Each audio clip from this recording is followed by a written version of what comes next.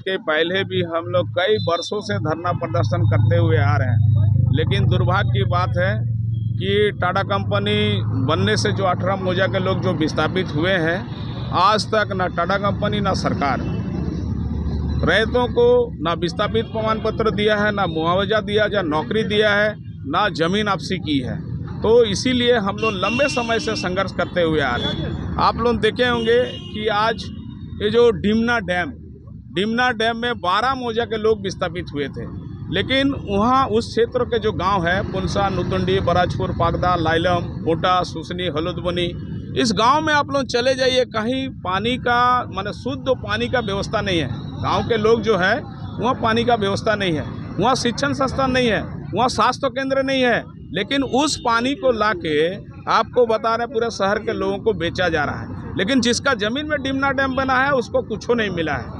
इसी तरह सुवर्ण रेखा खरकाई का पानी ये लोग लाता है और उसको बेचता है, लेकिन सरकार को कितना पैसा देता है? 25,000 गैलन लीटर 4 आना देता है।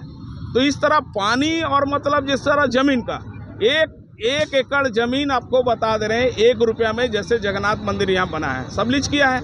और आपको बता दे रहे हैं कि जब ये सबलीज करता है तो 3.5 रुपया 4 रुपया में सबलीज करता है। तो ये जमीन से भी मुनाफा कमाता है, पानी से भी मुनाफा कमाता है। ये सिर्फ मतलब स्टील उद्योग का बादशाह नहीं है।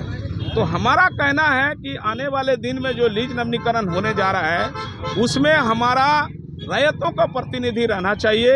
चूँकि रैयतों का प्रतिनिधि नहीं रहने से इसके पहले जो परंपरा चला है बिहार के समय में, खास करके 96 में यहाँ एक बड़ा घोटाला हुआ है जिसको टाटा लीज जमीन घोटाला के रूप में आप लोग बोल सकते हैं। ये जांच का विषय है। पूजा सिंघल जो डीसी अभी पिछले दिन फंसी थी, उससे बड़ा घोटाला है। चूँकि 78 में पूर्वी सिंहभूम जिला यह शेड्यूल एरिया घोषणा हो चुका है और 72 में टाटा कंपनी अपने से सर्वे करवाया। उसमें ना आपको बता दे रहे हैं कि महामहिम राज्यपाल का मतलब उसमें अधिसूचना नहीं किया है। उसके बाद जिन रैयतों से जमीन अधिग्रहण की गई है उसमें उसको नोटिस नहीं दिया गया है, उसका नोटिस शामिल नहीं हुआ है।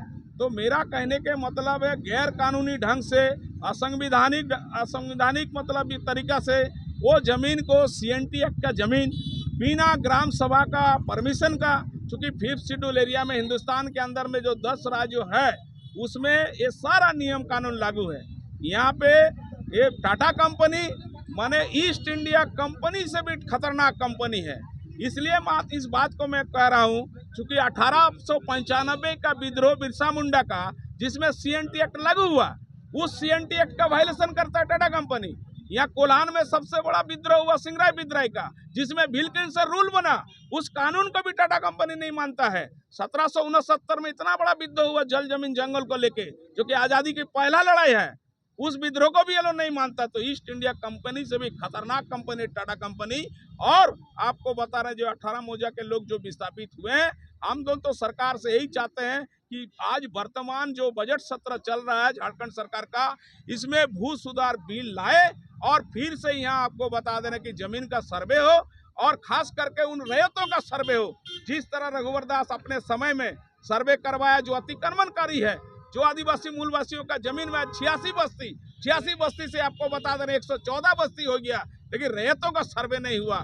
हम लोग चाहते हैं पहले रैयतों का सर्वे हो, उसके बाद टाटा लीज नवीनीकरण होना चाहिए। यही हम लोग का मुख्य मांग है।